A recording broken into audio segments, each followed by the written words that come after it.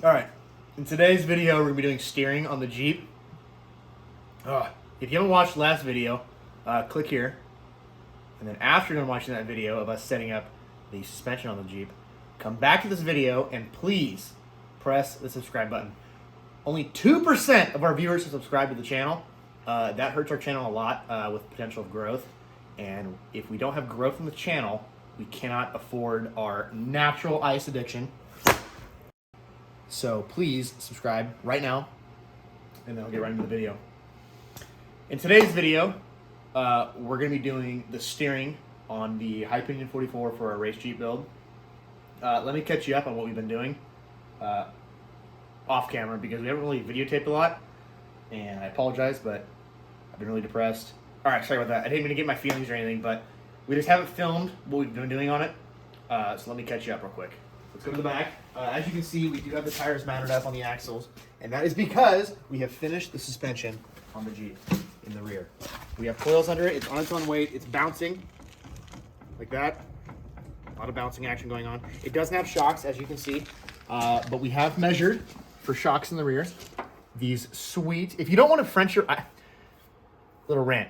I have searched for non-Frenchable shock mounts. These are one of the only ones I could find that don't require you to notch your frame out. I'm okay with notching the frame, but for my application, because I'm not allowed to do it per Ultra 4 rule in the stock class, you cannot modify the frame in any way, shape, or form. These are perfect. As you can see, they sit on top of the frame. Let's get a view of that real quick. They're going to be sitting right there, free and clear of the fender well and stuff. So yeah, anyways, thank you Ruffstuff for making these. That's a lifesaver for us 4600 class members. We measured it. It's going to fit a 12-inch smooth body shock. Probably going to be ADS shocks. They seem like really cool people, and they also drink natural ice. So we support that, and I will buy your shocks. Things left to do on the rear end. We have to buy a driveline, which I just need to buy and measure. And then obviously shocks, and then I have to run brake lines from the frame rail to the axle and then out to the calipers. And then the rear end is done. I think that's it. Yes. Front end. Today, we are going to be doing the Ruffstuff 7/8 Heim joint kit for the tie rod and the dragging link. And we're also going to be using parts from Ruffstuff for the panhard bar. But okay. In the kit of the Ruffstuff Heim joint kit, you're going to get 4 7/8 Heim joints, 4 bungs for your DOM, and you're going to get 2 pieces of DOM long enough for any application. Little forewarning, if you buy any joint from Ruffstuff, I love you Ruffstuff, but it's just a mistake. I don't think you guys build them in-house, but when I received one of the Heim joints that I got from them, the threads on the joint were all gouged up. I cleaned them up as much as I could, but it still got all gnarled up when I tried putting the bung on. And you don't want to install your Heim joints like this.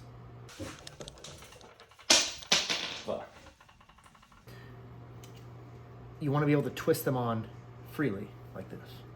Oh, that's the wrong way. I want to spin like this. Again, you want this, not this. There we go. Hit it again. Partner, hit! But anyways, I know it's not their fault. They actually got it resolved. They have great customer service if you haven't dealt with Ruffstuff. They sent me on a new one. It was here within 4 days, and I live across the country from them. So that was really awesome to fix a problem I had. So please buy stuff from Ruffstuff and not any other company.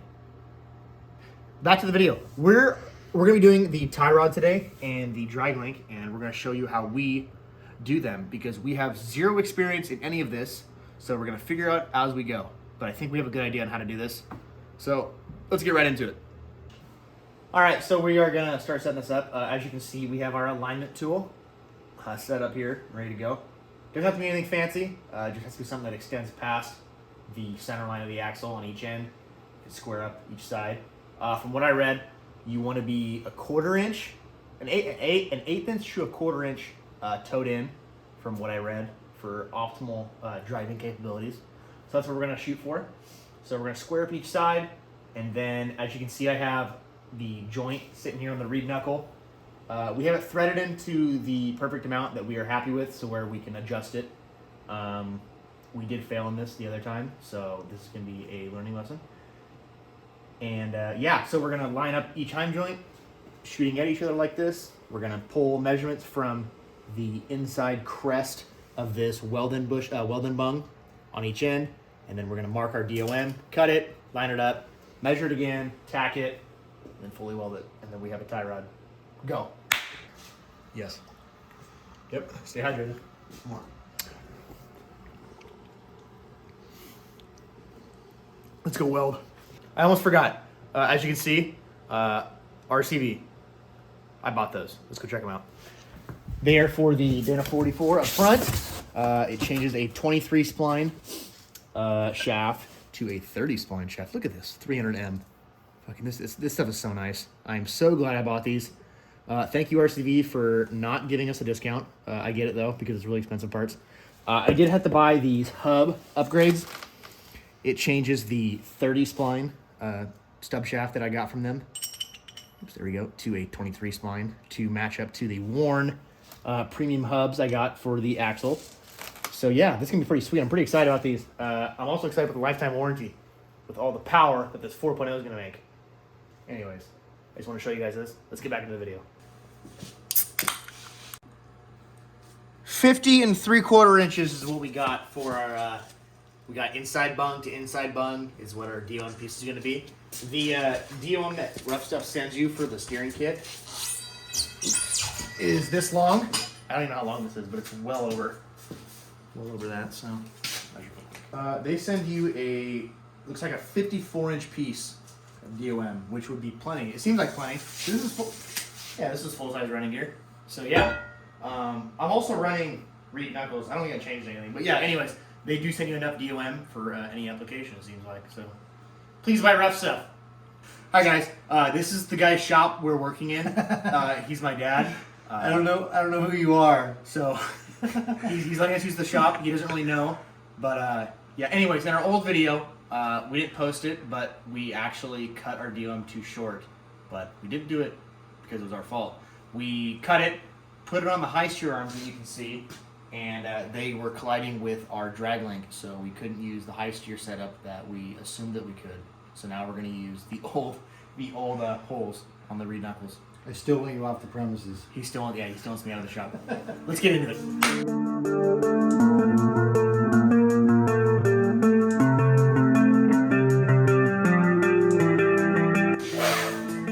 Get this going. Oh, where are your safety glasses? Oh, yeah.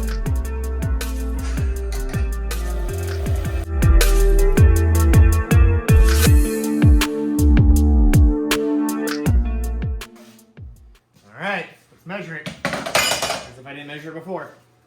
The number we're looking for is, we gotta get closer with this. Drum roll.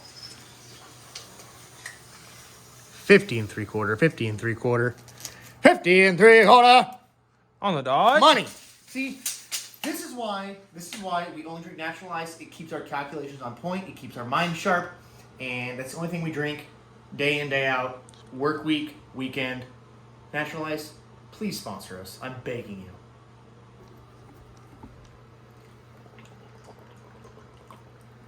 See, the Jeep is literally the color of your logo. Please sponsor us. It looks so good on the side of this You thing. don't even have to pay for the vinyl on the side of the door. I will do it. Just please send us beer. All right, so we cut the tube to our desired length. Let's see if it worked out. What happened here? I don't know. Something happened. Sorry guys. As you can see, professionals do mess up, especially when the professional's doing it or people that have never done this before. We're gonna square it up again. Let's see what goes on. So we got our heims pointed at each other. Let's remeasure. We're gonna cut 3/4 off the tube that we just had. I don't know. I guess we'll see in the video, but right now, you're good there. Right now, I got 50 and a 16th. I'm at 16 7/8. So you're at 16 15 16ths or what? Well, there you have it. 50 and 3/16 is our number, not 50 and 3/4. I don't know what happened. we have been drinking natural ice. You do make mistakes when you're having a good time, so. They're also 5.9%. Yeah, so it come on. happens a little bit quicker. Come on. Don't. You gotta be careful. We're not a bunch of chumps around here, all right? We drink hard beer. Let's cut that tube down a little bit. All right, we're back on the vise. We're gonna cut this down again, like I said, to 50 and 3/16. Do keep in mind that you definitely want to err on the side of having too much, than too little. Natural ice is talking. You want to err on the side of being heavy than light, just because obviously you can't add more material to your tube. So we're okay. I don't know how that happened, but mistakes were made. But we're gonna fix it. So let's get into it.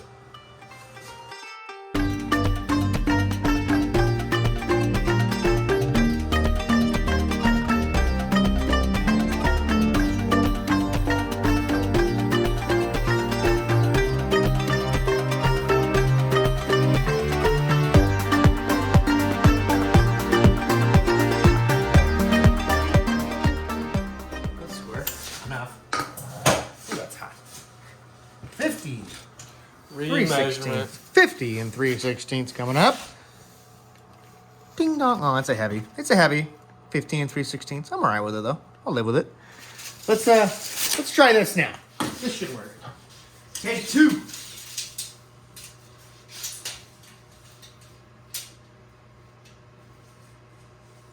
That's pretty square, isn't it? Tape measure wise, that's pretty good. You're good there. There we go. That's better. All right. I'm at 16 7/8. I'm at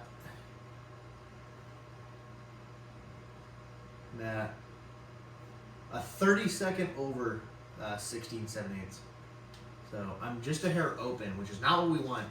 But I did look at this and it looks like I cut it a little wonky. But yeah. Nothing new grinder can't fix. Yeah, I'll fix it with a grinder. Yeah, so it looks like it's pretty good. Huh? What do you guys think? Look good? I think it looks good. Some chocolate deal in action. We leaking piss. Woo! That's antifreeze. It looks like piss. I'll have the dog come clean that up. Yeah. Let's touch it up with the grinder and Let's check for clearance. Side to side. Ooh. Fairly like good clearance, huh? Now that. That's my way. Woo! Wow, that's close there, bud. Woo! So right now we're money on these coil mounts. They have a little nub on the front of them, but again, nothing a grinder can't take away. It's not gonna. You got an inch of clearance there on the diff cover, so you're good. Yeah, diff cover looks good. The Yukon has an indent on the top. Got a good deal on that at the swap meet.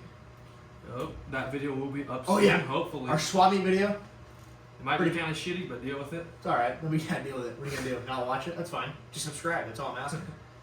So yeah, let's get the grinder to this tube and get it all beveled up and ready to weld. Make sure to Rosette Weld. Yeah, please Rosette Weld. All right, guys. As you can see, I have suited up for this task.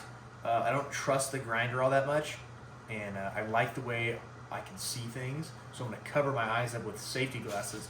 As you can see, we have the trailer park gas cans on. They're pretty much Oakley's, but a little bit lower budget at Home Depot. So we are going to bevel this tube up and get it ready to weld. We're also going to be drilling a hole on each end of these for our Rosette welds. We'll show you. If you don't know what that is, we'll show you what that's all about in a second. Let's get to grinding.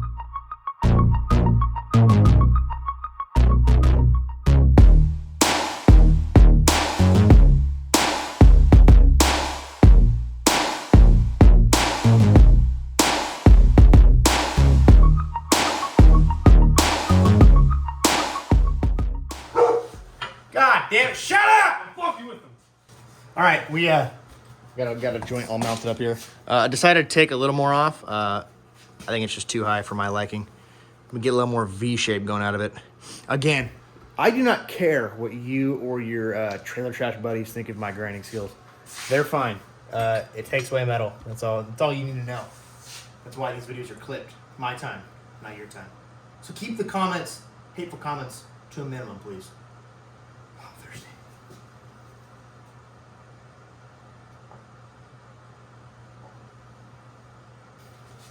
All right, let's smooth these out real quick. I don't need no more gloves, all right? I'm tired of the gloves. They mess with my grinding capabilities. You don't need to wear them. We're going to go barehanded on this one. Pause video. Pause the video. Oh. Yeah. All right, back to it.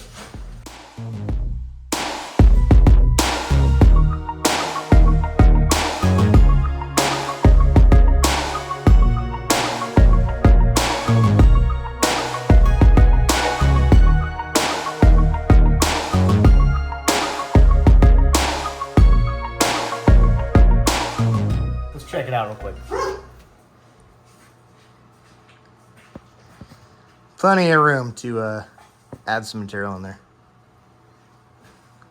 These are gonna be some, I don't know, we're gonna try and do some pretty welds, but the whole goal is just add as much material as possible and not make this a weak point.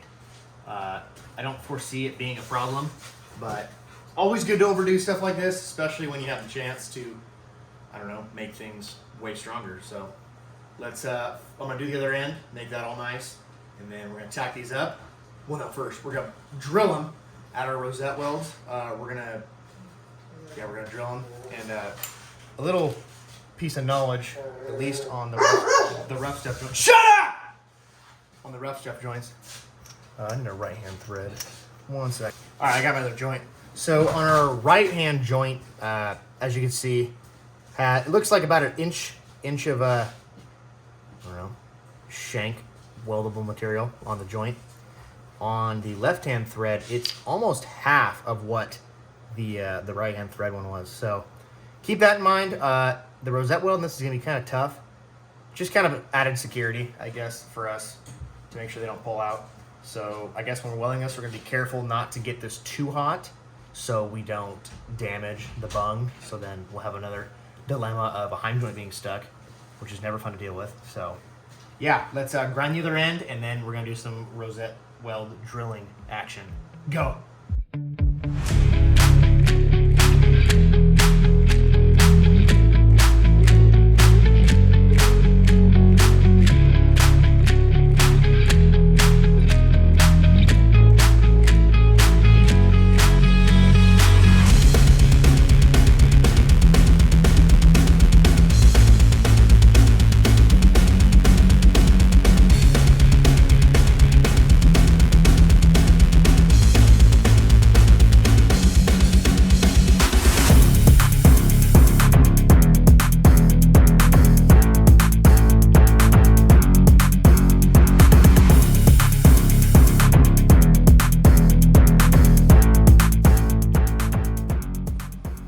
All right, we got the Rosette drill holes done. As you can see, just not a whole lot of room on the left-handed thread bungs.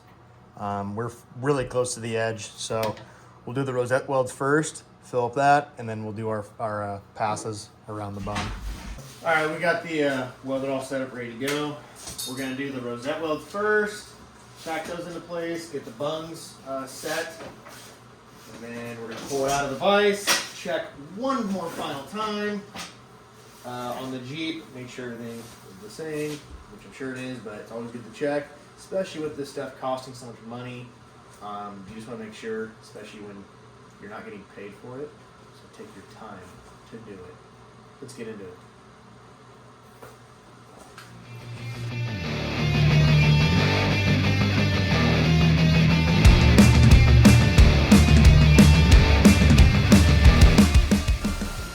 All right, we got the Rosette Weld filled in. Let's throw it back on the Jeep one more time. Just a double check. Just to double check. And then we're gonna weld it all up. So we are almost dead nuts squared up, so we have room on the threads to narrow it up if we want to, which we're going to. But that just confirms that we can fully weld the bungs now. So let's put it back in the vise and weld it up.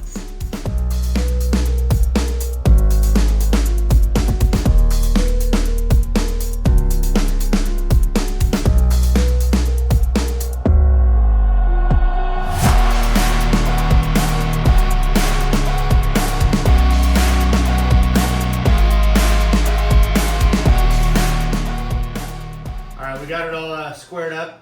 It looks good. Squared, aligned, whatever you call it. I don't know. It's going to drive straight down the road. So next is going to be the drag link. We're going to do that tomorrow after school. Just kidding. We're grown-ass men here. We drink natural ice. So we have actual jobs. So after that, we get off work. We're going to come here and do the drag link. And we'll probably also be drinking natural ice again. It's only Tuesday. Tomorrow's Wednesday. Starting the week off strong. We drank a 6-pack tonight and did almost nothing. So tomorrow's going to be interesting. We might get the drag link done. I don't know. We'll see. If you like this video, make sure you please subscribe. And again, if you haven't seen last video on this, click here. But please, I'm begging you, if you are watching this clip, please just press the subscribe button. You can unsubscribe a year later, but right now we need it most so we can get monetized and make money off of you. So we can pay for our natural ice and make these silly videos for you to laugh at and make fun of my welding and make fun of my grinding skills. Okay? Other than that, thank you for watching, and we'll see you tomorrow.